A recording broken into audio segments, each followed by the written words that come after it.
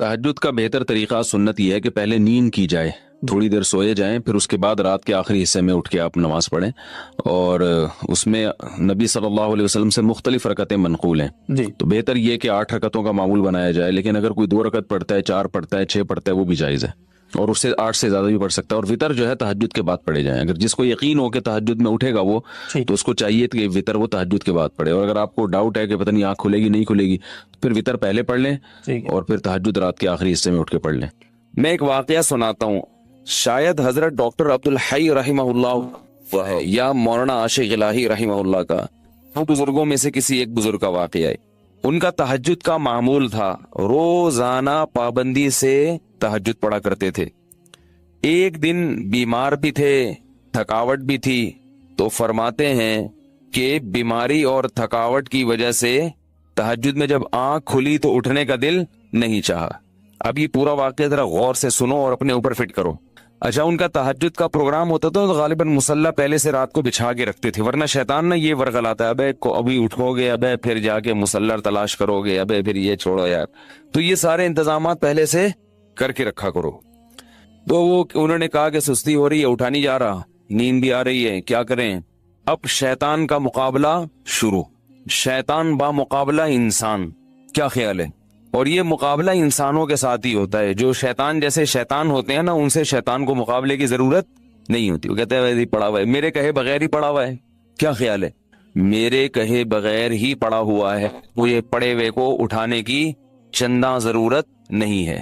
تو اب شیطان نے کیا کیا کہ بھائی سو جا، حدیث میں آتا ہے شیطان تھپکی دیتا ہے، سو جا بھائی بہت لمبی رات ہے۔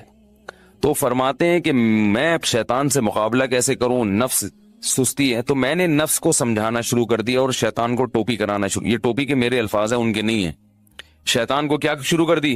ٹوپی کرانا۔ جیسے شیطان بھی ٹوپی کراتا ہے، پتہ ہے آپ کو شیطان پتہ ہے کیسے ٹوپی کراتا ہے؟ شیطان کہتے ہیں صرف ایک دن تو ناغہ کروا رہا ہوں تو اس سے روزانہ تو پڑتا ہے نا، یہ ٹوپیاں ہیں کہ بھائی جب ایک دن چھوڑو گے تو پھر اگلے دن بھی چھوڑو گے، سستی ایک دفعہ ہو گئی تو ہونا شروع۔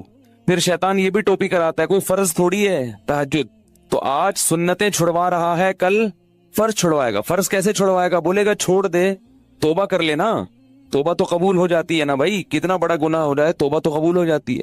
تو یہ ہوتے ہوتے وہ آگے بڑھتا ہے، پھر جہنم میں پہنچائے بغیر وہ اطمینان سے نہیں بیٹھتا۔ تو جیسے شیطان ٹوپی کراتا ہے، آپ بھی شیطان کو ٹوپی کراؤ۔ تو انہوں نے شیطان کو کیسے ٹوپی کرائی؟ انہوں نے شیطان کو ایسے ٹوپی کرائی کہ شیطان نے کہا سو جا سو جا بھائی سو جا، انہوں نے کہا بس اٹھ کے بیٹھ رہا ہوں اور کچھ بھی نہیں کر رہا۔ بھائی لیٹا ہوا آدمی اٹھ کے بیٹھ جائے تو یہ تو کوئی مشکل نہیں ہے نا، بھائی میں بیٹھوں گا دوبارہ سو جاؤں گا، پھر تھوڑی دیر بیٹھوں گا، بس کہہ رہے اٹھ کے بیٹھ گیا۔ بیٹھنا اتنا مشکل نہیں ہوتا سوتے ہوئے، آپ اس کو بتایا جائے نا 2 منٹ بیٹھو پھر لیٹ جانا، کہتے چلو نیند میں آ کے یوں کر کے اٹھے گا بیٹھے گا۔ اب جب بیٹھے ہیں تو شیطان کہہ رہے لیٹ جاؤ، تم نے تو کہا تھا میں صرف بیٹھوں گا۔ ظاہر جب اٹھ کے بیٹھتا ہے لیٹا ہوا آدمی تو سستی میں کچھ تو کمی آتی ہے نا، جو لیٹے ہوئے انسان کی پوزیشن ہوتی ہے سوتے ہوئے میں وہ بیٹھے ہوئے کی نہیں ہوتی، اس کو کچھ سستی میں کمی آتی ہے۔ اب جب اٹھ کے بیٹھے ہیں تو شیطان کہہ رہے لیٹ جاؤ، یہ کہہ رہے ہیں ایسا ہے کہ صرف کھڑا ہو جاتا ہوں، بیٹھے رہے تھوڑی دیر، آنکھیں واقعی ملی، میں کھڑا ہو جاتا ہوں، یا یہ واش روم میں چلا جاتا ہوں۔ تو شیطان کو اپنے نفس کو یوں بہکایا، ٹوپی کرائی کہ میں صرف واش روم میں جاؤں گا اور وہی استنجا وغیرہ قضائے حاجت یا پیشاب وغیرہ جو بھی ہے کر کے واپس آ کے لیٹ جاؤں گا۔ کیا خیال ہے اس میں کیا جا رہا ہے؟ تو نفس جو ہے نا اس کے لیے آمادہ ہو جاتا ہے، چلو اتنا تو چلتا ہے۔ اگر لیٹے ہوئے یہ سوچتے نا کہ پیشاب کر کے آؤں گا تو پھر مشکل ہوتا، بیٹھے ہوئے آدمی کے لیے سوچنا آسان ہے۔ تو کہہ رہے میں اٹھ کے گیا واش روم میں، واش روم میں جو بھی پیشاب وغیرہ فرمایا کیا ہے، تو شیطان نے کہا واپس، وضو خانہ ساتھ ہی تھا، میں کہا وضو کر کے لیٹ جاؤں گا بس، ٹھیک ہے نا، تھوڑا سا منہ دھو لیتا ہوں، چھپکے مار دیتا ہوں۔ یہ واقعہ میں اپنے الفاظ میں بیان کر رہا ہوں، ٹھیک ہے نا، تاکہ آپ لوگ بالکل اس کے مطابق چلیں اور آپ کو یہ احساس ہو کہ ایسے ہمارے اکابر نے کیا، بزرگوں نے کیا، تو اس طرح کرنے سے کیا ہوتا ہے؟ وہی ہوتا ہے جو ان کے ساتھ ہوا، تہجد کی پابندی ہو گئی۔ تو اب کیا ہے، کہتے ہیں کہ میں گیا اور پانی کے چھپکے مارے اور پورا وضو کر لیا جلدی سے۔ وضو کے بعد بھی شیطان کیا کہہ رہے ہیں، آ جا لیٹ جا بستر پہ یار، کہہ رہے میں بستر کی طرف جاتے جاتے مصلی کی طرف گیا، جلدی سے نیت باندھ لی اللہ اکبر کر کے، جلدی سے کیا کیا، کیونکہ نیت باندھنے سے پہلے سوچو گے تو شیطان واپس لے جائے گا، تو بھئی اللہ اکبر کہہ کے نیت باندھ لو، پھر دیکھا جائے گا کیا ہوتا ہے۔ تو نیت باندھ لی تو باندھ لی نا، اب تو ہو گئی نا، اب تھوڑی کہیں بھاگ سکتے ہیں, اتنا تو کوئی نالائق نہیں ہوتا کہ نماز توڑ کے بھاگ جائے. تو یہ ٹرک ہوتی ہیں سستی کو دور کرنے کی. نہیں آ رہی نا, تو اس طرح پڑھ لیا کرو نماز. آپ تہجد کی پابندی اس طرح سے کر لیں گے, تہجد پڑھو گے تو فجر تو لازمی ہوگی. تہجد کو فوکس کرو تو فجر نہیں جائے گی کہیں انشاءاللہ. اگر تہجد رہ بھی گئی تو فجر تو ہو جائے گی نا. شیطان ٹوپی کرا کے تہجد چھڑوائے گا تو آپ بولو گے یار بہت ٹوپیاں ہو گئی ہیں, تہجد چھوڑ دی, فجر تو فرض ہے. نماز خشوع و خضوع سے پڑھنا. بول تو نماز پڑھنا کتنا مشکل, اوپر سے دل لگا کے پڑھو. نماز پڑھنا آسان تھوڑی ہے, 5 ٹائم پوری زندگی پڑھتے رہنا, پھر دل لگا کے, دل لگے نہ لگے کوشش کرنا لگانے کی, اور مشکل کام ہے. دل ہی نہیں لگتا انسان کا, ادھر ادھر لوگوں کو دیکھو نا نماز میں ناک میں انگلیاں گھما رہے ہیں, کان میں انگلیاں گھما رہے ہیں, پتہ نہیں کیا کیا کر رہے ہیں, ہلے جا رہے ہیں. میں ابھی اسلام آباد ایئرپورٹ پہ تھا تو ایک عرب آیا میرے ساتھ کھڑا ہو گیا. میں تلاش کر رہا تھا جماعت کے لیے کوئی بندہ ملے ایئرپورٹ پہ نا, جماعت کرایا کریں, اکیلے نہ پڑھا کریں. تو جو مسلح بنا ہوا تھا میں تھوڑا انتظار کیا, میں نے کہا دیکھوں کو بندہ آتا ہے. تو ظہر کی نماز تھی, میں نے کہا نماز پڑھتا ہوں. تو وہ عرب پینٹ شرٹ میں تھا, مجھے نہیں میں نے پہلے پہچانا کہ یہ عربی ہے کیونکہ پینٹ شرٹ پہنی ہوئی تھی اور کلین شیف تھا. تو وہ عرب جماعت کے بڑے پابند ہوتے ہیں. اس نے کہا جماعت, میں نے کہا آ جاؤ. اب میں امام بنا, وہ مقتدی بن کے میرے ساتھ کھڑا ہو گیا. اب ساتھ جب کھڑا ہوا ہے وہ تو ہل رہا ہے, یوں ہلا رہا ہے, یوں ہلا. مجھے بڑی الجھن ہو رہی کہ کیا کر رہا ہے بھائی, تو تمیز سے کھڑا ہو جا تھوڑی دیر کے لیے. ہلے جا رہا ہے. پھر حد یہ ہوئی کہ پینٹ اپنی سیدھی کی یوں کر کے. پینٹ جب سیدھی نہیں ہوئی تو بیلٹ کھولی نماز میں بیلٹ کھول کے پوری اچھی طرح سے ٹائٹ کی. پوری نماز اس طرح پڑھی ہے. مجھے بڑا وہ ہو رہا تھا کہ بھائی یہ کیا ہے. تو وہ قرآن کی آیت یاد آ رہی تھی, والذین هم فی صلاتہم خاشعون, کہ جنت میں جانا ہے تو نماز پڑھنا کافی نہیں ہے, نماز خشوع و خضوع سے. تو دل تو اپنے قابو میں نہیں ہے نا, کم از کم ظاہری جسم تو اپنے قابو میں ہے, اس کو تو انسان قابو میں رکھے. وہ بھی ہلے جا رہا ہے. جب اس نے پینٹ سیدھی کرنا شروع کی, بیلٹ کھول کے, ہے نا کہ یہ زیادہ ہو گئی بھائی, یہ زیادہ ہو گئی. تو ایک صاحب کو میں دیکھتا تھا کہ جب بھی وہ نماز شروع کرتے تھے, نماز تکبیر کے بعد ہاتھ باندھا, اس کے بعد اپنا چشمہ اتار کے جیب میں رکھا. ارے یہ نماز سے پہلے چشمہ اتار کے جیب میں رکھ لو. ہمارے حضرت فرمایا کرتے تھے کہ لوگوں کو پتہ نہیں کیا ہے, نماز کی نیت باندھتے ہی خارج شروع ہو جاتی ہے. فرض نماز کے بعد ہاتھ اٹھا کے دعا مانگنا یا اجتماعی حیت پہ دعا مانگنا کسی بے غبار صحیح حدیث سے ثابت نہیں ہے.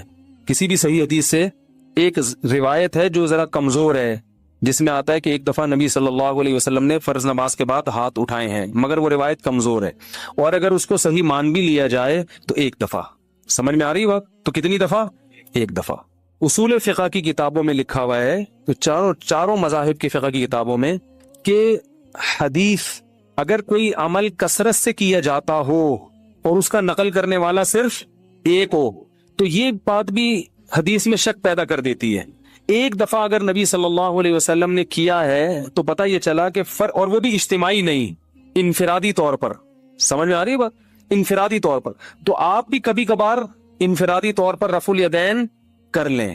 عام معمول اگر نبی کا نمازوں کے بعد, فرض نماز کے بعد ہاتھ اٹھا کر دعا کرنے کا ہوتا, چاہے اجتماعی یا انفرادی, تو اس کے نقل کرنے والے کثرت سے ہوتے. سمجھ میں آ رہی اس بارے میں؟ کیونکہ نماز کو تو بہت اہتمام اور اہمیت کے ساتھ حدیث میں بیان کیا گیا ہے, جبکہ ہم دیکھتے ہیں کہ حدیث کی کتابیں اس سے بالکل خاموش ہیں. سمجھ میں آ رہی بات؟ دوسرا مسئلہ, بعض حضرات یہ کہتے ہیں کہ بہت ساری حدیثیں ہیں جن میں آتا ہے کہ رسول اللہ صلی اللہ علیہ وسلم نے فرض نماز کے بعد دعا کی بہت ترغیب دی ہے, اور آپ نے فرمایا کہ سب سے زیادہ دعا قبول کس وقت ہوتی ہے؟ فرض نماز کے بعد. اس حدیث کا مطلب سمجھیں. جب بھی ایک حدیث کو بیان کیا جائے گا دوسری احادیث کو سامنے رکھ کر, خود نبی اور صحابہ نے اس حدیث پر کیسے عمل کیا ہے. ہم نبی کو دیکھتے ہیں کہ کہیں بھی نہیں کسی صحیح حدیث میں ملتا کہ نبی صلی اللہ علیہ وسلم کا یہ معمول تھا کہ آپ فرض نماز کے بعد ایسے دعا مانگتے تھے. خلفائے راشدین سے بھی کوئی روایت نہیں ملتی, نہ صحیح نہ ضعیف. بھائی دیکھو ہمارے ہاں تو یہ پابندی سے ہو رہا ہے نا 5 نمازوں میں ہر مسجد میں. اگر صحابہ میں بھی ایسا ہوتا تو کوئی ضعیف روایت تو ملتی نا صحابہ کرام سے, نہ صحیح ہے نہ ضعیف ہے. اور نبی سے بھی کوئی کثرت سے ایک روایت ہے, اس کی سند پہ بھی کیا ہے, ٹھیک ہے بعض نے اس کو صحیح کہا بعض نے ضعیف کہا, مگر وہ بھی متفق علیہ صحیح نہیں ہے. تو یہ کیسے ہو سکتا ہے کہ ایک عمل پابندی سے ہو رہا ہو اور اس کا نقل کرنے والا کوئی ہو ہی نہیں. تو اب ہم دیکھتے ہیں کہ جو حدیث میں آتا ہے فرض نماز کے بعد آپ صلی اللہ علیہ وسلم نے دعا کی ترغیب دی ہے, خود کیسے دعا مانگی ہے. تو ہم دیکھتے ہیں کہ نبی سے دوسری حدیثوں میں کیا ملتا ہے. آپ نے فرمایا جس نے فرض نماز کے بعد اللہم انت السلام پڑھا. کسی حدیث میں آتا ہے آپ نے فرمایا اللہم لا مانع لما اعطیت ولا معطی لما منعت ولا ينفع ذا الجد منک الجد. کسی میں آتا ہے جس نے فرض نماز کے بعد آیت الکرسی. خود آپ کا اپنا معمول بھی یہی. تو پتہ یہ چلا ان کلمات کو حدیث میں دعا سے تعبیر کیا جا رہا ہے. یہ وظائف ہیں. وظیفہ اس دعا کو کہتے ہیں جن کے یعنی لگے بندے کلمات ہوں. اس کو بھی دعا سے تعبیر کیا جاتا ہے. اس کی مثال ایسے ہے جیسے ہم کہتے ہیں افطار کی دعا, آذان کے بعد کی دعا, مسجد میں داخل ہونے کی دعا, مسجد سے باہر نکلنے کی دعا. تو وہ دعا کیا ہے؟ اللہم افتح لی ابواب رحمتک, مخصوص کلمات. اذان کے بعد کی دعا کیا ہے؟ اللہم رب ہذہ الدعوۃ التامہ. تو فرائض کے بعد جو دعا ہے وہ بھی کیا ہے؟ آیت الکرسی, اللہم انت السلام, اللہم لا مانع لما اعطیت. یہ کلمات, ان کلمات کو کیا کہا گیا ہے؟ بولو بھائی, دعا. اور ابن تیمیہ رحمہ اللہ کی رائے یہ ہے جو تفرد ہے کہ فرض نماز کے بعد سے مراد ہے جو اتحیات کے درود شریف کے بعد ہم دعا پڑھتے ہیں, رب اجعلنی مقیم الصلاۃ ربنا آتنا, جو کیونکہ حدیث میں آتا ہے دبور کل صلاۃ. تو دبر کا جو لفظ ہے عربی میں وہ بعد کے معنی میں بھی استعمال ہوتا ہے اور اینڈ کے معنی میں بھی. ابن تیمیہ رحمہ اللہ کہتے ہیں کہ جو ہم نماز کے آخر میں اتحیات پڑھتے ہیں پھر درود شریف پڑھتے ہیں اس کے بعد جو دعائیں کرتے ہیں نا, تو فرض نماز کے بعد سے مراد کیا ہے؟ یہ والی. لیکن یہ ان کا تفرد ہے. ہم کہتے ہیں ایسا نہیں بلکہ سلام کے بعد. مگر دعائیں کون سی؟ وہ جو منقول ہیں. یہاں تک میں سمجھا پایا اپنی بات؟ آگے چلیں. اور نبی صلی اللہ علیہ وسلم نے مختلف مواقع پر مختلف وظائف پڑھے ہیں فرض نماز کے بعد. کبھی آیت الکرسی, کبھی اللہم انت السلام. تو ہم یہ کہتے ہیں. دوسری طرف حضرت عائشہ رضی اللہ تعالی عنہا کی حدیث ہے کہ آپ صلی اللہ علیہ وسلم فرض نماز کے بعد اللہم انت السلام کے بقدر بیٹھتے تھے اور پھر کھڑے ہو جایا کرتے تھے. ان دونوں حدیثوں کو ملا کے پتہ چلتا ہے کہ فرض نماز کے بعد جتنے وظائف منقول ہیں یہ سارے نہیں پڑھنے, کبھی کوئی اور کبھی کوئی. اہمیت چونکہ اللہم انت السلام کی زیادہ ہے اور وہ دائمی معمول رہا ہے نبی کا جیسے حضرت عائشہ کی, تو اس کو ہم نے اہمیت دی. اور ہم کہتے ہیں کہ پھر آپ فوراً کھڑے ہو کر سنتوں میں مشغول ہو جائیں, باقی وظائف اور تسبیحات آپ پڑھیں سنتوں کے بعد. اس طرح تمام حدیثوں میں تطبیق. اور اہل حدیث حضرات یہ کہتے ہیں کہ نہیں, فرض نماز کے بعد ہی آپ تمام معمولات پورے کریں, اس کے بعد سنتیں پڑھیں. تو یہ علماء میں ایک اختلاف ہے. لیکن ہاتھ اٹھا کے دعا مانگیں جیسے ہمارے ہاں رائج ہے, یہ کہیں بھی نہیں ہے. حتیٰ کہ چاروں, یہ تو اب یعنی اہل حدیث میں بھی نہیں ہے, وہ تو سب کو پتا ہے نہیں ہے. یہ فقہ حنفی میں بھی نہیں ہے, فقہ شافی میں بھی نہیں ہے, فقہ مالکی میں بھی نہیں ہے, اور فقہ حنبلی میں بھی نہیں ہے. کیونکہ فقہ حنفی کی کتابیں بھی اس سے خالی, فقہ مالکیہ, شافعیہ, حنابلہ ان کی کتابیں بھی اس سے بالکل خالی. نہ صرف خالی بلکہ اس کے مخالف. فتاوی عالمگیریہ فقہ حنفی کی کتاب ہے نا, اس میں لکھا ہے کہ امام کو چاہیے کہ سلام پھیرنے کے بعد اللہم انت السلام کے بقدر بیٹھے اور اس کے بعد کھڑا ہو جائے. یہ کہیں بھی نہیں لکھا کہ اس میں کیا کرے, اجتماعی دعا مانگے یا انفرادی دعا مانگے, کہیں بھی نہیں لکھا ہوا, بلکہ اس کے خلاف لکھا ہوا ہے. تو اس لیے یہ فقہ حنفی میں بھی نہیں ہے. ہاں, یہ ہمارے اکابر میں ایک چیز رائج ہو گئی ہے, ہمارے بزرگوں میں, جو ہندوستان میں بہت تیزی سے, بولو بھائی, پھیل گئی. جب رائج ہو گئی تو حضرت مفتی محمد شفیع صاحب رحمہ اللہ تعالیٰ کا اجتماعی دعا پر ایک رسالہ ہے, مفتی اعظم جو تھے, انہوں نے فرمایا کہ اب اس کو ایک دم ختم کرنے میں کیا ہے, آیا کہ اس لیے کسی مسجد میں اگر یہ دعا مانگی جا رہی ہے تو ختم کرنے پر اصرار نہ کیا جائے, کیونکہ فی نفسی ہی تو دعا کا موقع ہے نا فرض کے بعد. بھائی فی نفسی ہی حدیث میں آتا ہے کہ فرائض کے بعد دعا قبول ہوتی ہے, اس کی یہ کیفیت نہیں ہے. تو فی نفسی ہی نماز کے بعد دعا کا ایک موقع ہے, تو اس میں عوام نے کچھ چیزیں اپنی طرف سے لگا کے اجتماعی ہیئت بنا دی. تو چونکہ ایک ہوتی ہے, ایک چیز کا سرے سے کوئی اصل ہی نہیں ہے, اور ایک اصل ہے مگر اس کی کیفیت منقول نہیں ہے, تو اس میں معاملہ تھوڑا سا کیا ہو جاتا ہے, اہون ہو جاتا ہے, کمتر ہو جاتا ہے. تو اس لیے انہوں نے لکھا کہ چونکہ یہ اتنی زیادہ پھیل گئی ہے, اس کو ایک دم ختم کرنا, اس میں فتنہ بہت ہے, اور خود شریعت ہی فتنے کو پسند نہیں کرتی. تو ائمہ کرام کو چاہیے محبت سے لوگوں کی ذہن سازی کریں, لیکن ایک دم اس کو چھوڑنے کی کوشش, بولو بھائی, نہ کریں. یہ کون کہہ رہا ہے؟ مفتی اعظم, جو حضرت مفتی تقی صاحب کے کیا تھے, والد. اس لیے کہ میرا جب یہ کلپ جاتا ہے نا تو بہت سے لوگ میرے خلاف ایک طوفان کھڑا کر دیتے ہیں کہ یہ حنفی نہیں ہے, یہ پتہ نہیں, یہ تو بزرگوں ہمارے اکابر کے خلاف چل رہا ہے, تو پتہ نہیں کیا کیا لوگ بنانا شروع کر دیتے ہیں.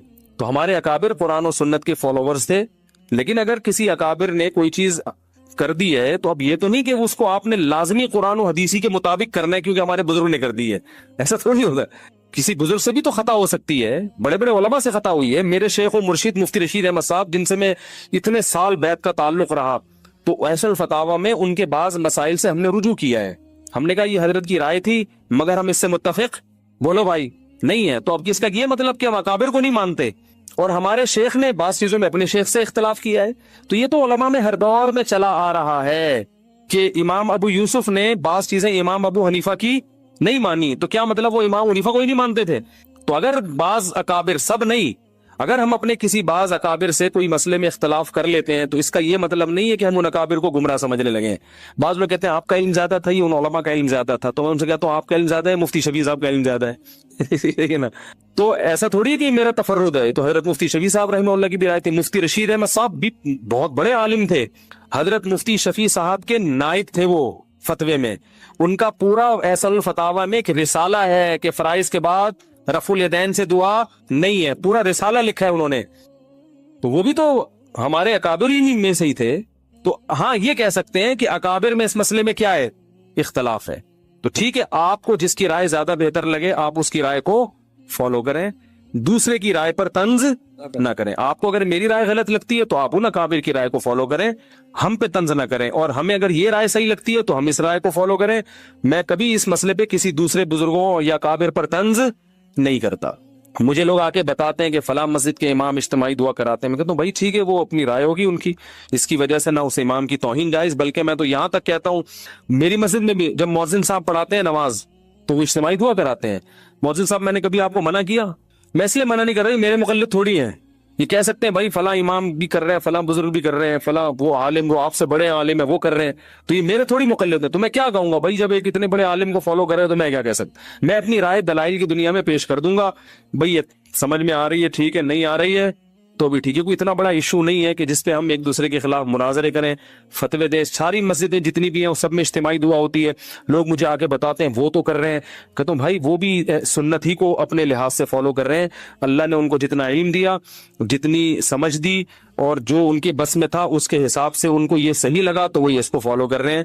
میں کسی پہ الزام نہیں لگاتا کہ میں ہی سنت کا ٹھیکیدار ہوں باقی سارے فراڈی ہیں، ایسا نہیں ہے۔ ان جس کی جو سمجھ میں اختلاف تو ہوتا ہے نا مسائل میں علماء کا، تو جب اختلاف تو ہوتا ہے نا تو پھر اس لیے وہ تو کوئی بات نہیں، امام ابو یوسف کا امام ابو حنیفہ سے اختلاف ہوا تو یہ تو نہیں کہ وہ غلط ہو، دونوں صحیح ہیں، امام شافعی کا امام ابو حنیفہ سے ہوا تو پھر بھی دونوں صحیح ہیں۔ تو آپ کو جس کی بات سمجھ میں آ رہی ہے فالو کریں، کسی پر کیچڑ نہ اچھالیں۔ دلائل کی دنیا میں مجھے یہ بات زیادہ سمجھ میں آ رہی ہے کہ اگر یہ چیز سنت ہوتی تو صحابہ کرام سے منقول کیوں نہیں ہے؟ لو کان خیرا ما لسبقونا الیہ، صحابہ، تابعین، ائمہ اربعہ اور ہماری جو عربی فتاوی کی کتابیں ہیں ان میں اس کا تذکرہ ہوتا نہیں ہے، تو پھر یہ بات ہمیں سمجھ میں نہیں آتی۔ سمجھ لیں بات کو۔ باقی میں بار بار یہ کہتا ہوں کہ اہل حدیث کی ہر بات کو غلط قرار دینا یہ بھی صحیح نہیں ہے۔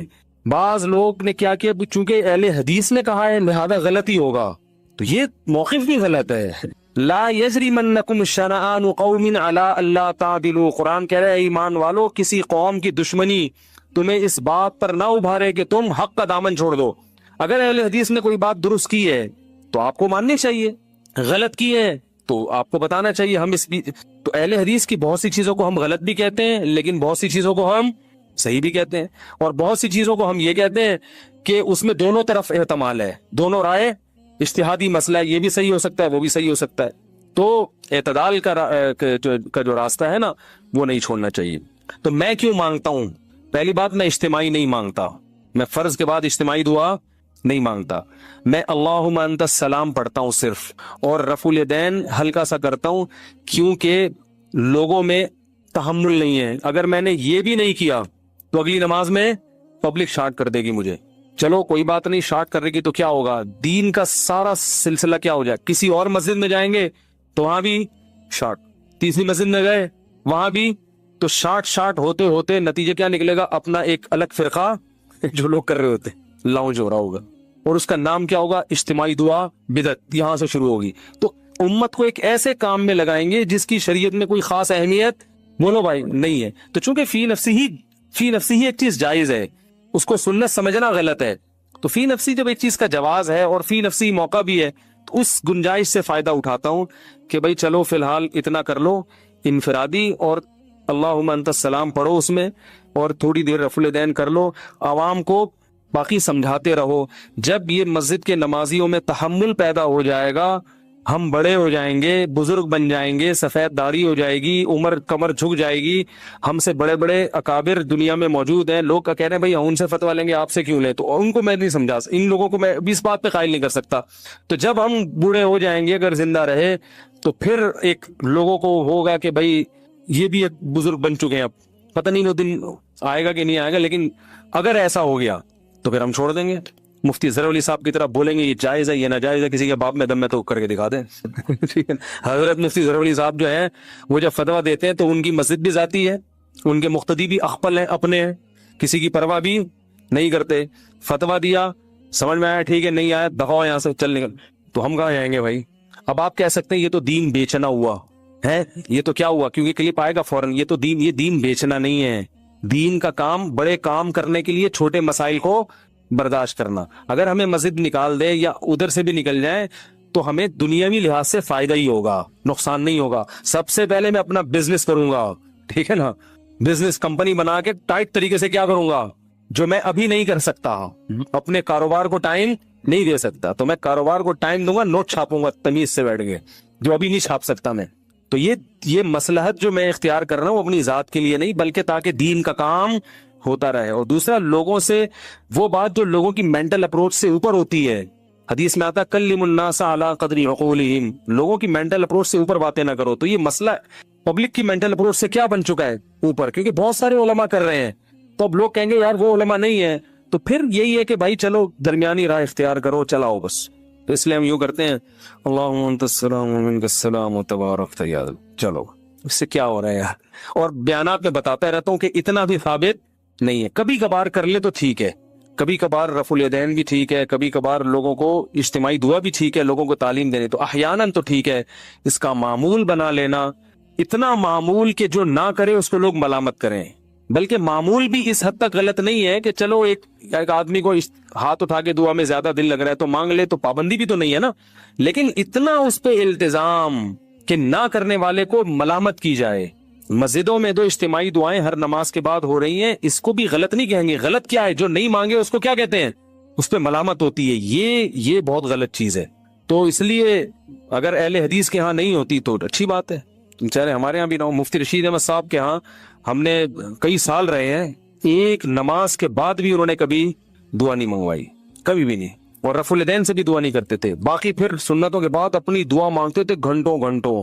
دعاؤں کا تو حضرت کو ایسے عاشق تھے کہ حضرت سے جب کوئی آ کے کہتا تھا کہ حضرت دعا کر دیں، حضرت رفع الیدین کے بغیر دعا کر دیتے تھے. کہتا تھا ہاتھ اٹھا کے دعا کریں. حضرت فرماتے تھے جب میں ہاتھ اٹھاتا ہوں تو پھر جلدی گراتا نہیں. فرمایا پھر میں کہتا ہوں جس کے دربار میں ہاتھ اٹھائے ہیں اتنا بڑا بادشاہ ہے، پھر تو وہ پھر ایسا ہی ہوتا. ہمارے حضرت جب دعا پہ آتے تھے اتنی لمبی دعا. ایک دفعہ حضرت نے نماز کے بعد لوگوں نے کہا دعا مانگے، حضرت نے کہا چلو تو بہت اصرار کر رہے تو مانگتے ہیں. سندھ میں تھے حضرت، تو حضرت نے پھر ہاتھ اٹھا لیے. پھر حضرت کو تو دعا میں اتنا مزہ آتا تھا، گم ہو جاتے تھے، ایسا گم، پیچھے پبلک شاٹ، ایک بھاگا کھسکا، دوسرا کھسکا، تیسرا، ہوتے ہوتے آخر میں حضرت رہ گئے. اگلی نماز پڑھائی حضرت نے، کسی نے نہیں کہا. انہوں نے کہا بغیر دعا، بغیر اجتماع کے ہی بہتر ہے. تو ہمارے حضرت کو دعا میں بہت لطف آتا تھا. جب دعا شروع کرتے تو بس ایک بیان میں حضرت جب بیان کرتے کرتے شاعری شروع کرتے اللہ کی محبت میں، اس میں حضرت کا جیسے میرا بیان ہوتے ہوتے شادیوں پہ ہے تو پورا ٹاپک چینج نا، ایک دم شادیاں شروع ہو جاتا ہے. تو ہمارے حضرت جب اللہ کی محبت پہ آتے تھے نا بیان کے دوران، موضوع کچھ اور چل رہا ہے، جہاں اللہ کی محبت آ گئی ٹاپک چینج، حضرت کا رنگ چینج ہو جاتا تھا. اور پھر جو اللہ کی عشق میں اشعار شروع کرتے، فرماتے ارے کدھر چلا گیا، یہ کہتے تھے، کہتے ہیں پھر مزہ ہی آ گیا. پھر وہی چلتا رہتا تھا، بڑا مزہ آتا تھا ہمیں بھی، کیونکہ وہ دل کی جو اللہ کی محبت کی جو چنگاری تھی وہ چہرے سے جھلکتی تھی، وہ بیان میں جھلکتی تھی. تو آج ہم جیسے خشک مولوی مارکیٹ میں پیدا ہو گئے ہیں، ٹھیک ہے، تو اہل اللہ سے مضبوط تعلق پیدا کریں، اس سے اللہ کی محبت کی چنگاری پیدا ہوتی ہے. بعض لوگ جب سنت پڑھتے ہیں نا نماز میں تو نیت دل میں کر رہے ہوتے ہیں کہ یہ نماز واسطے رسول کے، تو دیکھیں اس کے دو مطلب ہو سکتے ہیں. ایک تو یہ کہ عبادت تو میں اللہ کے لیے کر رہا ہوں، لیکن رسول کے واسطے کا مطلب یہ ہے کہ نبی صلی اللہ علیہ وسلم جب قیامت کے دن ملیں گے، آپ سے میری ملاقات ہوگی، تو آپ صلی اللہ علیہ وسلم بھی خوش ہوں گے کہ اس نے میری سنت کو زندہ کیا. تو اس مفہوم کے تحت وہ یوں کہہ رہا ہوتا ہے کہ اللہ کے رسول کے واسطے، یعنی عبادت تو اللہ ہی کے لیے، لیکن رسول اللہ صلی اللہ علیہ وسلم کی شفاعت کا میں مستحق بن جاؤں، اور آپ صلی اللہ علیہ وسلم کی سے جب بروز محشر ملاقات ہو تو آپ صلی اللہ علیہ وسلم اس سے خوش ہوں گے کہ چل بھائی تو نے میری سنت کو ماشاءاللہ زندہ کیا. تو یہ نیت ہو سکتی ہے. اور دوسری نیت یہ ہو سکتی ہے کہ میں یہ رسول کو خوش کرنے کے لیے نماز پڑھ رہا ہوں، یعنی یہ نماز ہے ہی رسول کے لیے، اللہ کے لیے نہیں ہے. تو یہ تو خالص شرک ہے. عبادت تو صرف اللہ کے لیے ہوتی ہے. لیکن اگر پہلی والی نیت ہے نا تو وہ شرک تو نہیں ہے، لیکن بہرحال شرک کا ذریعہ بن سکتی ہے وہ. تو اس لیے ہم جب نماز میں نیت کریں تو بس اللہ کے لیے پڑھ رہا ہوں اتنا کافی ہے.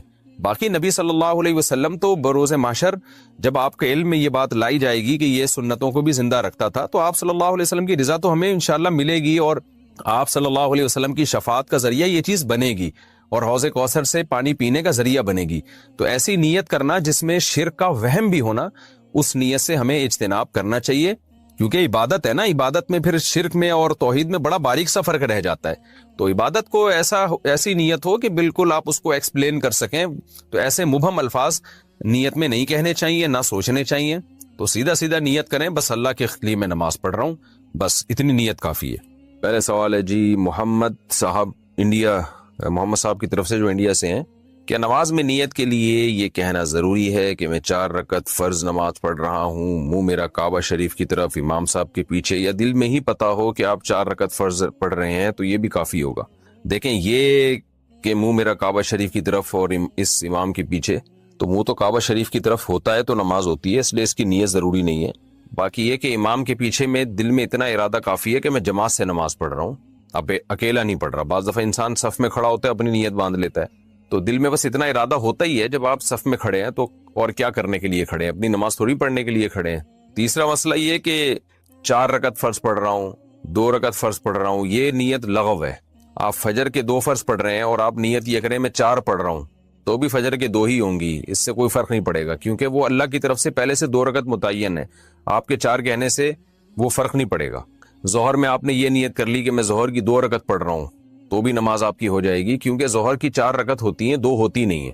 سفر میں آپ نے 2 پڑھنی ہے، اگر آپ نے یہ نیت کر لی میں 4 پڑھ رہا ہوں تو بھی 2 ہی پڑھنی پڑیں گی اور نماز ہو جائے گی، کیونکہ سفر میں اللہ کی طرف سے 2 متعین ہے. تو صرف اتنی نیت کرنی ہے کہ ظہر ہے یا عصر ہے، کیونکہ ظہر میں آپ کے پاس یہ بھی آپشن تھا کہ آپ پچھلی کوئی قضا پڑھ لیں، یہ بھی آپشن تھا کہ سنت پڑھ لیں، یہ بھی آپشن تھا کہ فرض پڑھ لیں. تو یہ 3 آپشن تھے آپ کے پاس، تو ان میں سے ایک کو آپ نے خود متعین کرنا ہے کہ فرض پڑھ رہا ہوں یا سنتیں. نمبر 2، ظہر پڑھ رہا ہوں یا پچھلی کوئی قضا پڑھ رہا ہوں. تو جب آپ نے یہ نیت کر لی کہ نہیں جی ظہر ہے، تو وہ 4 رکعتیں 2 رکعتیں یہ لغو کام ہو جائے گا، اس کی ضرورت نہیں ہے. بس اتنی نیت کہ ظہر ہے اور فرض ہے، بس.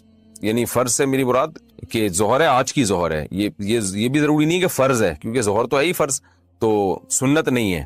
سنتیں پڑھ رہے ہیں تو دل میں یہ نیت ہو کہ یہ ظہر میں سنت پڑھ رہا ہوں، میں فرض نہیں پڑھ رہا. تو بس اتنی کافی ہے. آج کل نیتوں میں بہت زیادہ غلو ہونے لگا ہے.